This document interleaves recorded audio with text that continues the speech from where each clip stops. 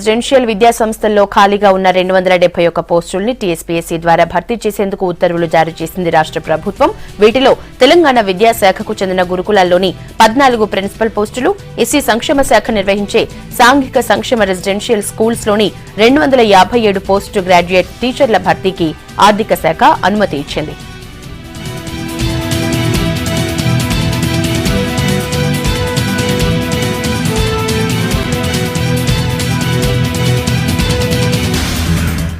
ఇక polytechnic contract lecturers ల జీతాలు పెంచుతూ ప్రభుత్వం ఉత్తర్వులు జారీ చేసింది. ప్రస్తుతం ఉన్న 19,000 శాలరీని 28,500కు పెంచింది ప్రభుత్వం.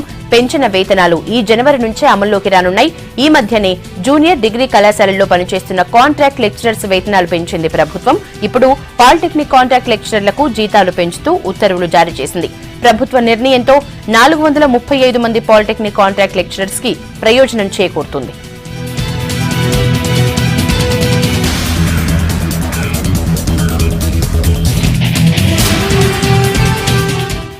ఇక 108 అంబులెన్స్ సిబ్బందికి 4,000 చొప్పున వేతనాలు పెంచుతూ ఉత్తర్వులు జారీ చేసింది ప్రభుత్వం. రాష్ట్రంలో 108 వాహనాలు 328 ఉన్నాయి. 1,650 మంది ఉద్యోగులు పనిచేస్తున్నారు.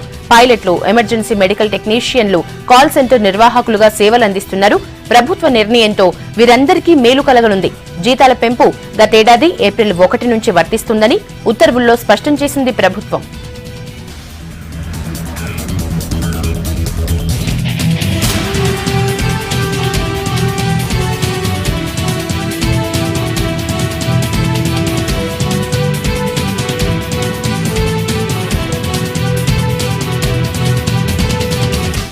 రాష్ట్రంలో 40 మైనారిటీ గురుకులాల ఏర్పాటుకు ఉత్తర్వులు జారీ చేసింది ప్రభుత్వం. రాష్ట్రంలో 200 మైనారిటీ రెసిడెన్షియల్ స్కూళ్లు ఏర్పాటు చేస్తామని ఇప్పటికే ప్రకటించింది ప్రభుత్వం. 160 స్కూళ్లకు పరిపాలన అనుమతి ఇచ్చింది. మిగతా 40 స్కూళ్లకు ప్రస్తుతం అనుమతి మంజూరు చేసింది. 71 గురుకులాలు ఈ విద్యా సంవత్సరం నుంచే పనిచేయటం ప్రారంభించాయి. మిగతావి వచ్చే విద్యా సంవత్సరం నుంచి ప్రారంభించేందుకు నియోజకవర్గాల వారీగా ప్రతిపాదనలు సిద్ధం చేసింది ప్రభుత్వం.